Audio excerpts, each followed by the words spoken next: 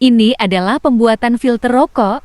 Hanya menggunakan alat yang sederhana, wanita ini dapat membuat ratusan bahkan ribuan filter rokok. Menggunakan alat yang terbuat dari kayu yang telah diukir dan dicetak sesuai ukuran filter rokok, wanita ini hanya perlu meratakan filter rokok yang berukuran panjang ke dalam cetakan, lalu kayu pemotong yang telah dirancang dengan pisau tajam hanya perlu didorong agar filter-filter tersebut terpotong. Di balik fakta bahwa kuda Nil adalah hewan yang berbahaya dan terlihat lamban, kuda Nil menyimpan banyak keunikan. Hewan ini sebenarnya adalah pemakan tanaman dan buah-buahan. Ia mampu menghabiskan waktu malam untuk merumput hingga puluhan kilogram dalam sekali makan. Tetapi tahukah kalian? Meski terlihat jinak, kuda Nil dikenal sangat teritorial dan bisa berbahaya bagi manusia yang mendekat atau terlalu dekat. Dan kalian juga tidak akan percaya bahwa kuda Nil mampu tidur nyenyak di dalam air. Tubuhnya secara otomatis akan naik ke permukaan untuk bernapas, bahkan tanpa ia terbangun dari tidurnya. Mereka adalah hewan yang unik, dan itu dia beberapa fakta unik tentang kuda Nil. Jangan lupa untuk selalu menjaga kelestarian alam dan juga hewan-hewan di sekitar kita, karena mereka adalah bagian dari dunia yang Allah titipkan kepada orang-orang yang menahan amanah. Tahukah kamu, ada tanaman unik namanya white bilawa? Tanaman tersebut memiliki biji yang bisa menyebabkan korek api terbakar. Di India sana, biji ini bahkan dijuluki benih api. Hanya dengan mendekatkan batang korek api aja, korek tersebut langsung terbakar. Bahkan ketika bijinya dicelupkan ke dalam air, biji tersebut tetap bisa membakar korek api. Ternyata, rahasianya ada di senyawa kimia dalam bijinya, yaitu alkaloid, flavonoid, saponin, dan tanin. Kombinasi senyawa ini yang bikin biji white bilawa jadi bahan bakar alami. Keren banget kan? Di dalam sebuah bengkel yang dipenuhi uap panas dan bau pasir, sekelompok pengrajin mengubah logam panas menjadi baling-baling kapal yang mengkilap dan kokoh. Cerita mereka adalah tentang dedikasi pada sebuah proses kuno yang tetap relevan hingga kini. Semuanya dimulai dengan penuangan cairan kuningan yang membara. Dengan hati-hati, mereka menuangkan logam cair itu ke dalam cetakan pasir yang sudah tertanam di lantai bengkel. Saat cetakan itu digali kembali, baling-baling yang masih kasar dan diselimuti pasir muncul dari dalam tanah. Para pekerja lalu membersihkan dan menyiramnya dengan air dingin, seolah membaptisnya untuk sebuah kehidupan baru. Setelah itu, baling-baling dibawa ke area pemolesan. Di tengah suara gerinda yang memekakan, para pengrajin dengan teliti memotong sisa-sisa logam yang tidak terpakai, lalu menghaluskan setiap siripnya hingga berkilau. Sentuhan akhir yang menentukan adalah pengujian. Baling-baling dipasang pada mesin, dan diputar untuk memastikan keseimbangannya, sebuah langkah penting yang memastikan baling-baling itu akan berfungsi sempurna di lautan. Seluruh proses ini adalah sebuah kisah tentang transformasi. Dari cairan panas yang tak berbentuk, lahirlah sebuah baling-baling yang kuat dan presisi, siap untuk menggerakkan kapal-kapal di lautan luas, hasil dari kerja keras, keahlian, dan semangat para pengrajin. Ini adalah sepeda yang ditemukan oleh orang Prancis lebih dari 230 tahun yang lalu. Sepeda ini tidak memiliki pedal atau pegangan. Pengendara harus menggunakan kedua kaki untuk mengayuh, agar sepeda bisa bergerak maju. Pada tahun 1817, orang Jerman memperbaikinya dengan menambahkan jok dan pegangan. Ini memungkinkan pengendara mengendalikan arah pada saat yang sama. 50 tahun kemudian, ayah dan anak Micho dari Prancis memasang pedal yang dapat berputar di roda depan. Dipamerkan di pameran Paris. Karena pedal terpasang pada roda depan, setiap kali berputar, sepeda hanya bisa bergerak sejauh satu putaran. Jika ingin melaju dengan cepat, harus mengayuh pedal semakin cepat. Ini sangat menguras tenaga.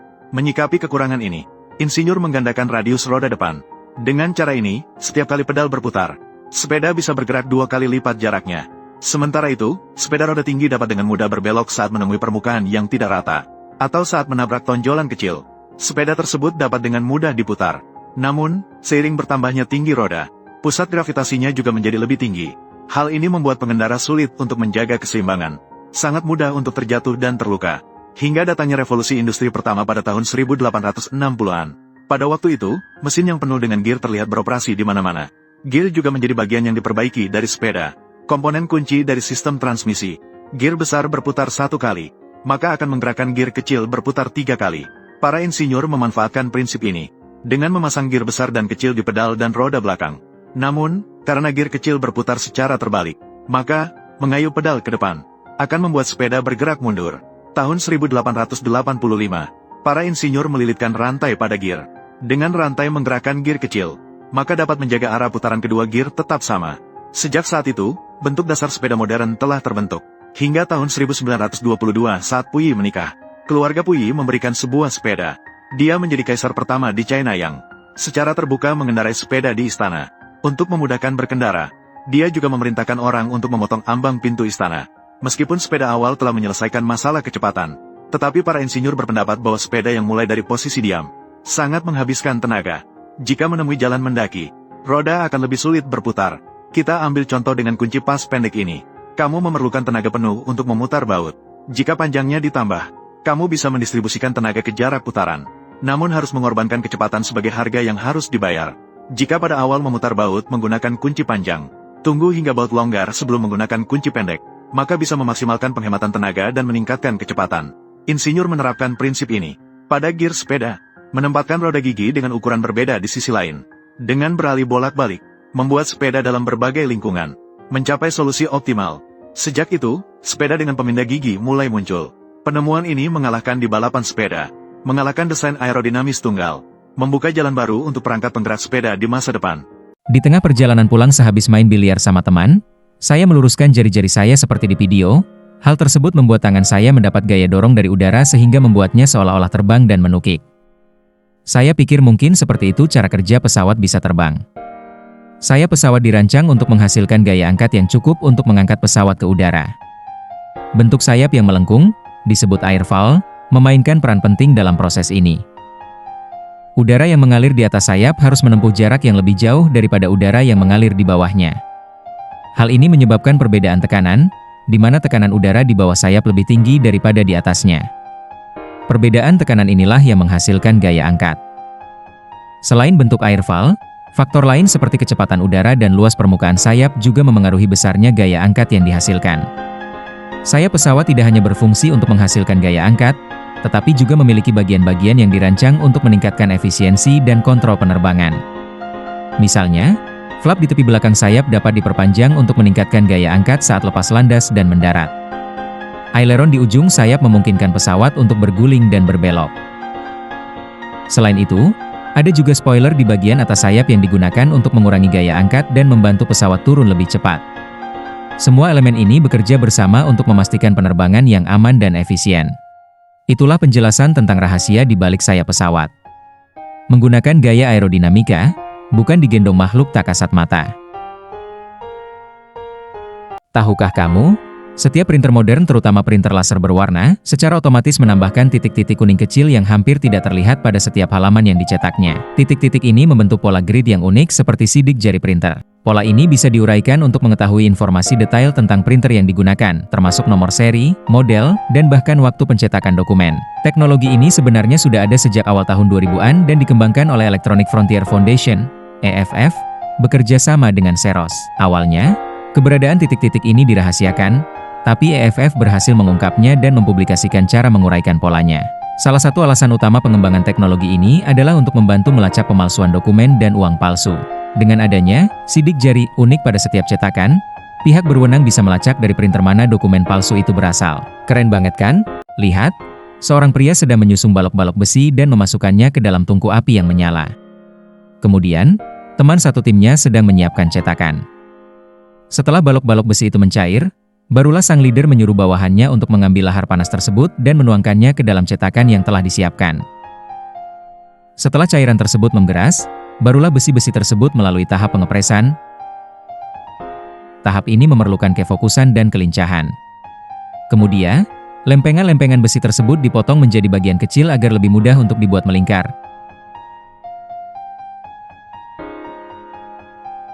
Kemudian operator produksi memulai pengepresan sekaligus pencetakan. Pengoperasian ini harus dilakukan secara fokus dan teliti karena jika operator lengah bisa aja terjadi insiden yang membuat tangannya menjadi dendeng. Setelah dipres barulah barang setengah jadi tersebut melalui tahap selanjutnya, yaitu tahap pembubutan. Tahap ini dikerjakan oleh seorang kartap yang sudah ahli dalam bidang pembubutan. Dengan skill yang ia miliki selama bertahun-tahun, sang bapak membubutnya dengan sangat presisi untuk mengurangi ketebalan panci tersebut.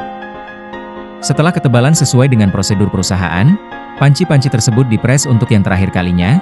Pengepresan ini bertujuan untuk membuat dudukan sekaligus pengunci bagi tutup panci. Hal yang sama dilakukan untuk pembuatan penutup panci, yaitu melalui pengepresan. Setelah dipres barulah tutup panci tersebut dihaluskan dan diberi lubang-lubang kecil di atasnya. Tujuan dibikin lubang-lubang tersebut adalah untuk menghindari ledakan karena uap masakan yang terkompresi. Setelah pelubangan selesai, bapak berambut putih sedang menuangkan cairan kimia ke dalam bak besar.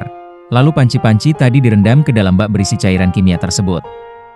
Entah reaksi apa yang terjadi dalam bak tersebut hingga membuat cairan kimia berubah warna.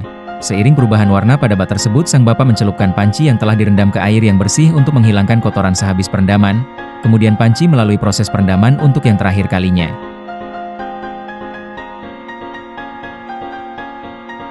Setelah perendaman selesai, panci-panci tersebut melalui tahap pembubutan. Pembubutan ini bertujuan untuk membuat garis-garis mengkilap di bawah dan di samping panci tersebut. Saya tidak mengerti untuk apa garis-garis tersebut dibuat. Apakah hanya sekedar hiasan atau tanda ketinggian volume air untuk memasak? Jika kalian tahu boleh ditulis di kolom komentar ya.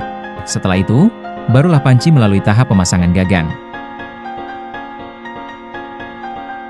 Perlakuan yang sama diberikan ke tutup panci, yaitu diberi pagangan, alarm otomatis dan seal yang terbuat dari karet agar tutup panci lebih rapat. Setelah semuanya selesai barulah panci-panci tersebut diberi surat panduan pengguna dan dipeking untuk diekspor ke rumah warga. Pernahkah kamu berpikir dari mana asalnya pensil kayu yang biasa kita pakai? Yuk, kita telusuri proses pembuatannya. Awalnya, batang kayu pilihan seperti cedar atau pinus dipotong dan dikeringkan untuk mengurangi kadar air. Kayu kemudian dipotong menjadi balok-balok kecil yang disebut bilah. Sementara itu, grafit dibuat dari campuran bubuk grafit dan tanah liat yang dibakar dalam suhu tinggi. Grafit yang sudah jadi dipotong tipis dan dimasukkan ke dalam alur bilah kayu. Dua bilah, masing-masing dengan grafit di alurnya, direkatkan menjadi satu, mengapit grafit di tengahnya. Pensil panjang ini kemudian dipotong-potong sesuai ukuran standar. Setiap pensil dibentuk, diraut ujungnya, dicat, dan diberi merek. Terakhir, pensil diuji kualitasnya dan dikemas sebelum didistribusikan. Tahukah kamu? Pensil dengan tanda Hamengkubuwono adalah jenis yang paling umum, dengan tingkat kekerasan dan kehitaman sedang. Nah, itu dia proses pembuatan pensil kayu. Semoga video ini menambah wawasan kamu, ya.